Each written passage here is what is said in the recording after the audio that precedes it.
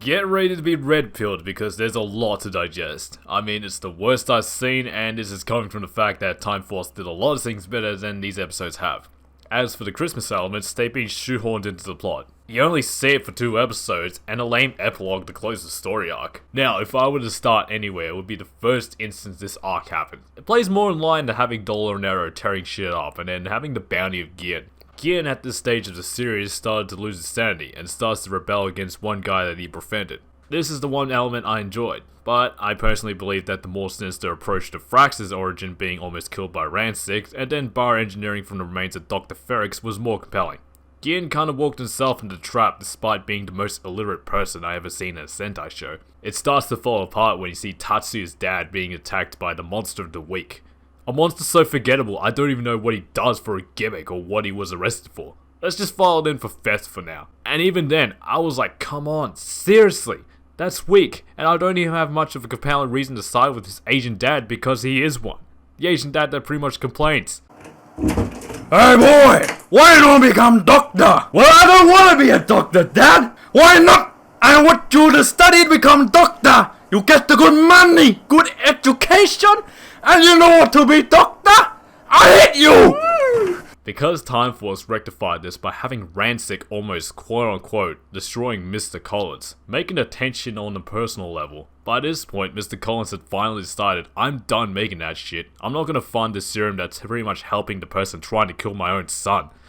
An eye-opener for Mr. Collins, and having to fund the serum in the previous episode was a highly ethical problem. And you know what else makes it even more convincing? He cares for his son. Take that for a change. This mess becomes much worse by the time they expose Captain, who they know nothing about. Let me repeat, nothing about. No history, no conflict. Just there, from what we can understand, the Time Rangers aside from Tatsuya had little to no interaction with this guy. And he just comes down and says, we need to destroy year 2000 so we can create year 3000 even better. It's a cunt move to do that.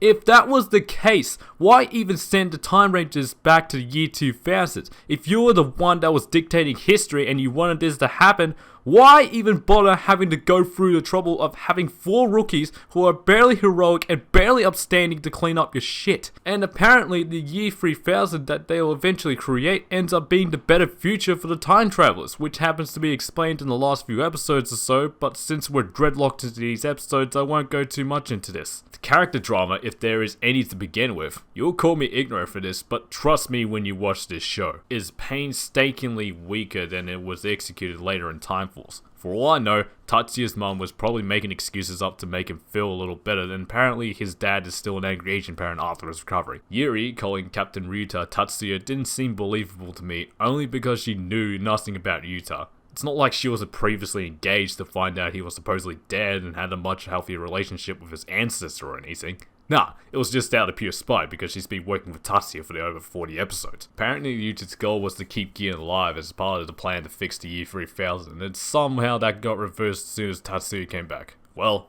okay. And you know what seemed to be the biggest cop-out? The recovery of Tatsuya's dad, being left to a single phone call to say, hey guys, my dad just came out of the hospital planet, he's okay. At least Mr. Collins flatlined. Then God knows what happened after West 40 was too late. We felt for that until Mr. Collins showed up and told him directly how much he's proud of him for doing what he's doing. And for the love of Christ, I can't seem to take Time Ranger much more seriously. It does some things well, but it just fails, and eventually what I was to witness was a convoluted mess. Even if Time Force had borrowed so much from Time Ranger, I can't really recommend Time Ranger as a whole.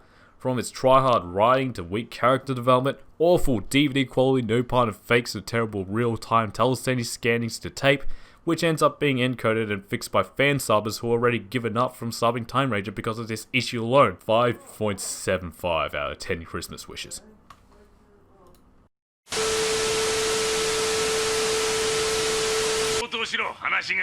Hey, hello! Fuck off!